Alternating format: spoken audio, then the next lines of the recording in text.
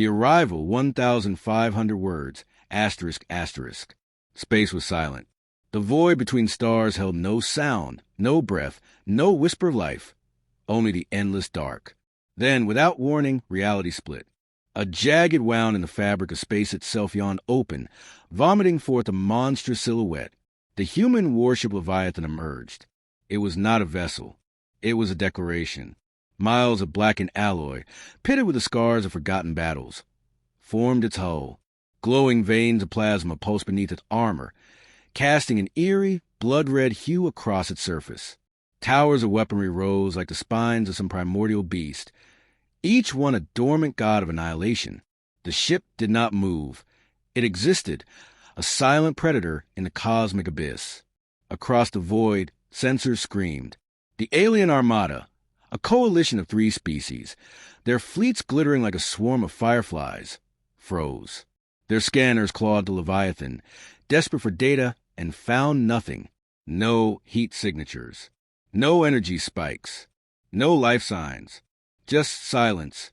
The flagship of the Corvaxian hegemony, a sleek crescent of silver and gold, shuddered as its commander hissed in disbelief. This is impossible. No species builds warships this large.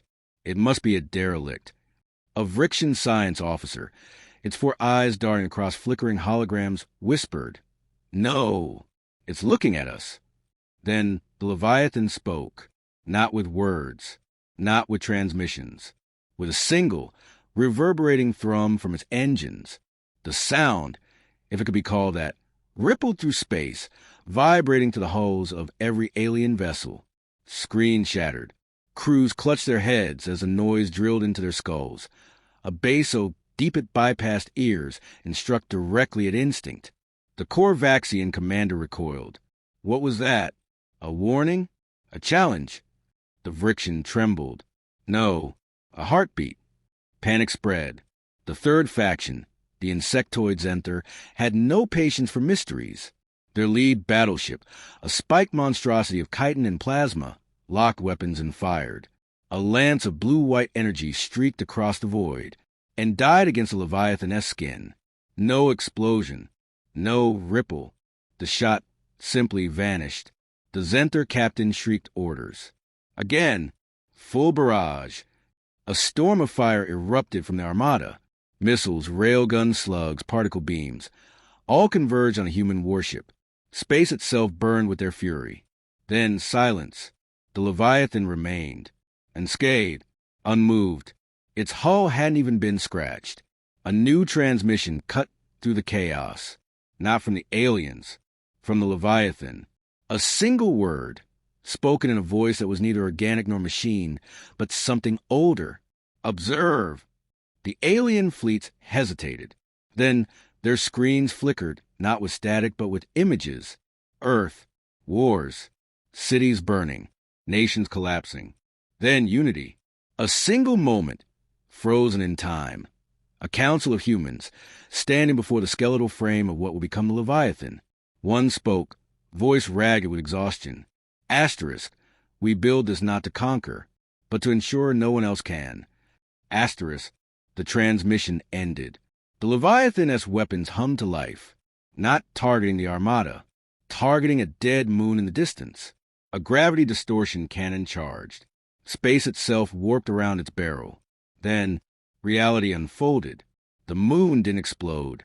It collapsed, crushed into a singularity smaller than an atom before winking out of existence. No debris, no shockwave, just nothing. The alien armada understood. This wasn't a warship. This was a message, and humanity had just rewritten the rules of war. The demonstration, 1,500 words, asterisk, asterisk. Silence gripped the alien armada. The void between stars had never felt so small. The Corvaxian flagship's bridge was a tomb. Officers stood frozen, their silver-plated carapaces reflecting the dying light of the vanished moon. The commander's mandibles clicked once, a sound of pure instinct, the kind made when staring into jaws of extinction. Scan again, it hissed. The science officer's claws trembled over the console. We are. The readings make no sense. That weapon shouldn't exist. The energy required to collapse matter like that. Then where's the power source? A pause. The officer's voice dropped to a whisper. There isn't one. The Zenther weren't listening. Their swarm ships churned in agitated formations, their razor-edged hulls glinting like a storm of knives. The hive mind had reached consensus, flee, but pride anchored them. They were conquerors. They did not retreat. A single Zenther battleship broke ranks. It accelerated, not toward the Leviathan, but past it, engines flaring crimson as it punched into warp. A desperate, cowardly escape. The human warship did nothing. For 3 breaths, the aliens watched. Then, space ripped. The fleeing Zenther ship reappeared not light years away, but back where it started, as if time itself had reversed. Its hull groaned, its warp drive sputtering dead. A message flickered across every alien screen. No. The Vrixian science officer let out a keening wail. It controls space. Not just bends it. Asterisk owns asterisk it. The Corvaxian commander's carapace darkened with dread. Then what does it want? As if an answer, the Leviathan's hull shifted. Panels slid open along its spine, revealing rows of cylindrical silos. No weapons. No missiles. Pods. They launched, dozens of them, streaking toward the armada. The aliens braced for impact, for death, but the pods didn't strike. They stopped, hovering just beyond weapons range. Then they unfolded. Holograms. Not of weapons. Not of threats. Of people. Humans. Their faces were gaunt, their eyes hollow. Some wore rags. Others uniforms crusted with blood.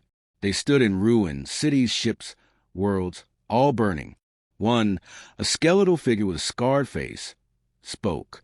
Its voice was raw, as if every word costed pain. Asterisk, we did this to ourselves. Asterisk, the images changed. War. Endless, brutal war. Humans slaughtering humans, their weapons growing ever more monstrous, until a flash. A planet cracked like an egg, its continents drifting apart on rivers of lava. The scarred human reappeared, its face what was something the aliens couldn't name. This is why we built the Leviathan. Asterisk not to rule, not to conquer, to remember. Asterisk, the holograms vanished. The pod self-destructed, dissolving into harmless dust. The silence that followed was worse than any explosion. The Zenther hive mind fractured. Half their ships powered down, weapons retracting. The others trembled, caught between fury and terror. The Corvaxian commander turned to its second-in-command. Open a channel. All frequencies. To the human ship. To everyone. The transmission blared across the fleet, a single, desperate question. What now? For the first time, the Leviathan answered with words. Its voice was the sound of glacier calving, of a mountain crumbling, of something old and terrible waking up. Watch! The space around the warship warped. Not a weapon. A window. Through it, the alien saw Earth. Not the dead world from the holograms. A new Earth. Towers of crystal and light. Forests growing on floating islands. Humans, asterisk peaceful asterisk humans, walking beside machines that looked almost alive. The image zoomed out. The solar system was altered. Planets moved. Dyson rings glittered around the sun. The message was clear. We changed. The window snapped shut. The Leviathan's engines flared once. Not an attack, but an emphasis. Then it waited. The aliens understood. This wasn't negotiation. It was a test. And they were failing. The revelation, 1,500 words, asterisk, asterisk. The Zenther battleship's engines died first. Not from damage. Not from failure. From choice. One by one, their weapon systems powered down, their spiked hulls retracting like claws sheathed in defeat.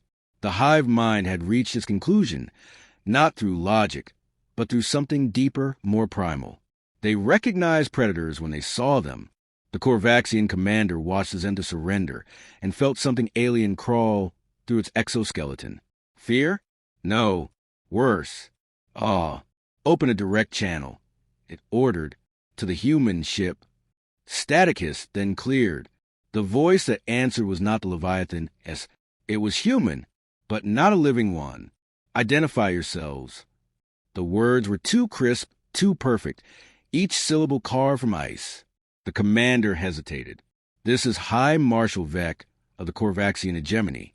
We acknowledge your demonstration. A pause. Then, you misunderstand. The voice didn't chuckle. It didn't sigh. It simply was. We are not demonstrating. We are archiving. The bridge screens flickered. New images appeared, not of war, but of construction. The Leviathan being built, not in orbit, not in a shipyard, inside a dead star. Human figures in armored suits floated in the crushing dark, their tools carving into the neutronium core as if it were clay. The commander's mandibles went slack. This is impossible. The voice finished. Yes, that was the point. The images changed again. A council chamber.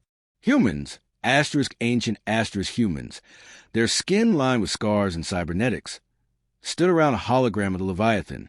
One spoke, its voice ragged. We don't build it to fight.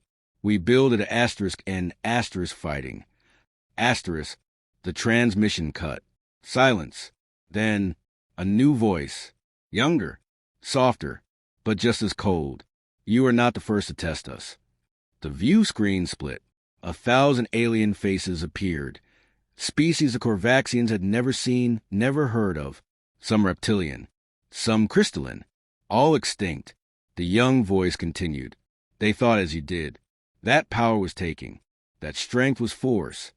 The extinct aliens vanished. Only the Leviathan remained. We learn otherwise. The Korvaxian commander's claws dug into its chair. Then why show us this?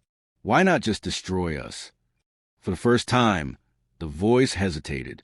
Because we are leaving. The bridge screens went black. Then, a starfield. But not theirs. Another galaxy. Thousands of them. The voice spoke one last time. You are not our enemy. You never were. But they are coming. And we must be ready. Then the transmission died. And the Leviathan moved. Not to attack. To leave. The Korvaxian commander watched, its carapace trembling as the human warship turned, slowly, deliberately, and vanished into the dark. No warp. No flash. Just gone. The silence it left behind was louder than any weapon.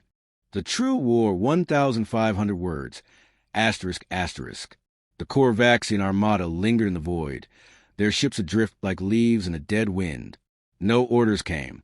No transmissions. Just the hollow silence of a predator's den after the beast has moved on. Then the star screamed.